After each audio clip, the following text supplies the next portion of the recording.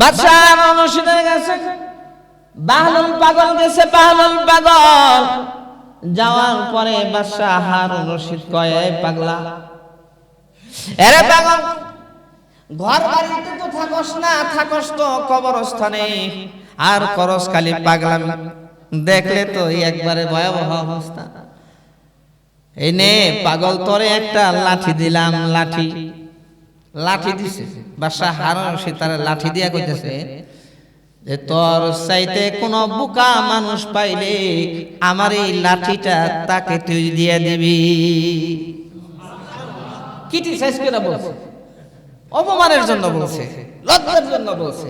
অনেকে আছে না খুশা দিয়ে কথা কয়, আছে না নাই?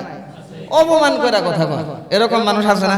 দেখবেন কথায় কথায় খালি খোঁচা মারবো, অপমান করবো, এটা তার স্বভাব। অপমান করতে মজা পায়। আরেকজনকে অপমান করা যে এটা গুনাহ, এটা সে বুঝে না। আরেকজনকে অপমান অপদস্থ করা যে গুনাহ, এটা সে বুঝে না। আমল নামায় যে গুনাহ জমা হইতেছে, এটা সে বুঝে না। এমন হাসি মজাক করবো না যার মাধ্যমে আরেকজনে অপমানিত হয়, লাঞ্ছিত হয়। এমন হাসি মজাক করব যার মাধ্যমে আপনার আরেকজনে আনন্দ পায়, খুশি পায়, এবং সেটা সত্য কথার মাধ্যমে হয়। এই হুজুর সাল্লাল্লাহু আলাইহি সাল্লাম করছেন, কথা ঠিক না? হাসি মজাকের মাধ্যমেও আমাদের কত গুনাহ আমরা কামাই করতেছি, অভাব নাই, হিসাব নাই। তো বাহলুল পাগলকে যখন নাকি লাঠি দিছে, এই লাঠি নিয়ে বাহলুল ঘুরতেছে। অনেকদিন পরে বাদশার সাথে দেখা। বাদশা কয়, কিরে, আমার সে বোকা মানুষ পাস নাই? তোর সে বোকা মানুষ পাস নাই? কয়, না, এখনো পর্যন্ত পাই নাই। এখনো পর্যন্ত? ও, এখনো পর্যন্ত পাস নাই, আচ্ছা ঠিক আছে।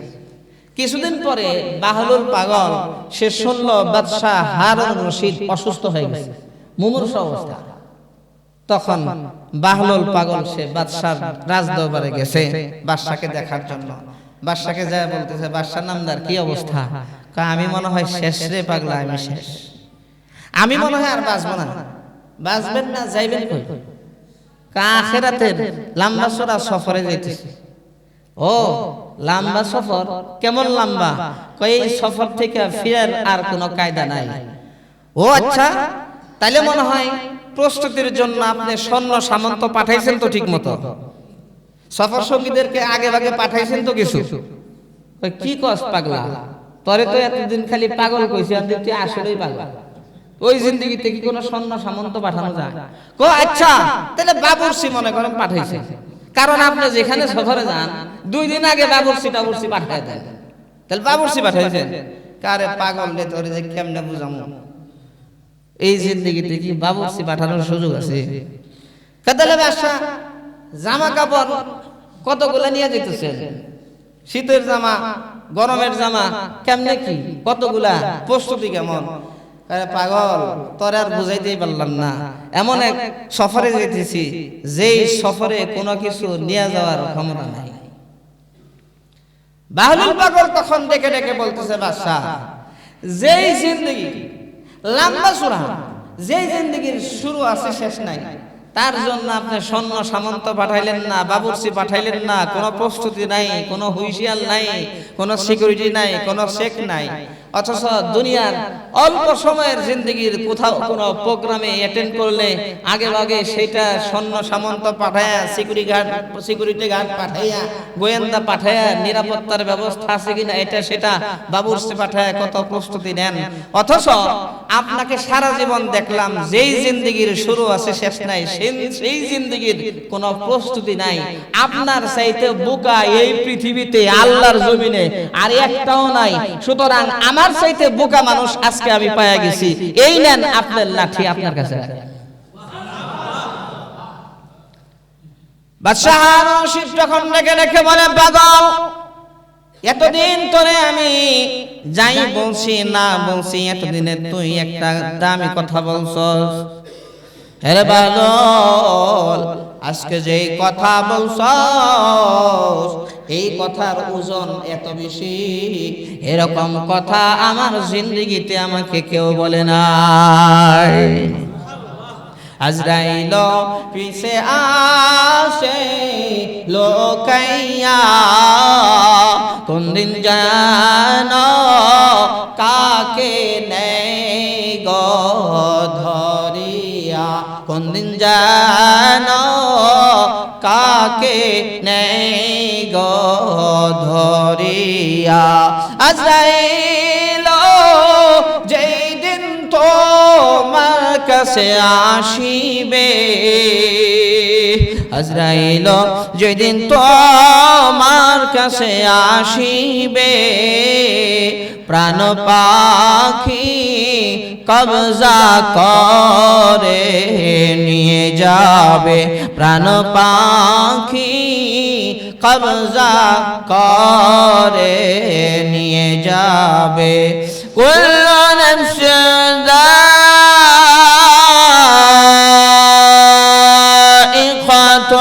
মাউত। রব্বুল আলামিন দেখে দেখে বলেন প্রত্যেকটা প্রাণীকে মৃত্যুর স্বাদ আস্বাদন করতে হবে। প্রত্যেকের কাছে মালাকুল মাউত যাবে, মালাকুল মাউত যাবে, কারো জান কবজ করা হবে। তার জান কবজ করার সময় খারাপ লাগবে না, জান্নাতের নিয়ামত দেখবে। কারো জান কবজ করা হবে, এমন ভয়াবহ অবস্থা হবে, তার মনে হবে এর চাইতে কষ্ট করার কোনো জিনিস নাই। মৌত সবার কাছে আসবে, আসবে কি আসবে না? আসবে। উলামায়ে কেরাম এত বুঝাইতেছেন, আলেম ওলামারা কোরআন হাদিস দিয়ে বুঝাইতেছেন, বলে যে এক কান্দে শুনি আর এক কান্দে বের করি। অনেকে বুঝেও না মোল্লারা কি কয়, মোল্লারা কি কয়, এটা না ওইটা না, এটা শিরক, এটা বেদাত, এটা অমুক, কি কয়। বুঝে আসবে ওই দিন। এখন তো অনেক কিছু বুঝে আসবে না, বুঝে আসবে ওই দিন যখন মওত হবে, সেই দিন বুঝে আসবে মোল্লারা কেন এত গলা ফাটাইছে। ওটা ঠিক না বেটা? এক লোক গাছের ডালে বৈশা, যে ডাল কাটবে ওই ডালের মধ্যে বৈশা রয়েছে, ডালের আগার দিকে বৈশা ডালের গোড়া কাটতেছে। দেখছেন কেমন ব্যাককলের ব্যাককল। গাছের ডালের গোড়া কাটতেছে আর আগার দিকে উল্টা হয়ে বসে গেছে। তো আরেকজন রাস্তা দিয়ে যাইতেছে, এই ব্যাককল তুই তো মরছ, কাম সারছে তো। এরকম কাম মানুষ করে, এত ব্যাককল এত বুঝে না, এত ব্যাককল বুঝে না। আমি কি তাহলে সত্যি মরে গেছি? তাড়াতাড়ি গাছ থেকে নাইমা এসে বলতেছে, ভাই আমি কি সত্যি মারা গেছি? কি কয়? আমি সত্যি মারা গেছি। কেমন ব্যাককলের ব্যাককল চিন্তা করে। এই লোক চিন্তা করে এটা তো ব্যাককল, এটা তো বুঝে না, এটা তো নাদান, এটা বোঝানো যাবে না। সে কোনো জবাব না দিয়ে চুপ হয়ে চলে গেছে। সে তখন যাকে দেখে তারাই বলতেছে, ভাই আমি তো মরে গেছি। আমি কি করছি? মরে গেছি।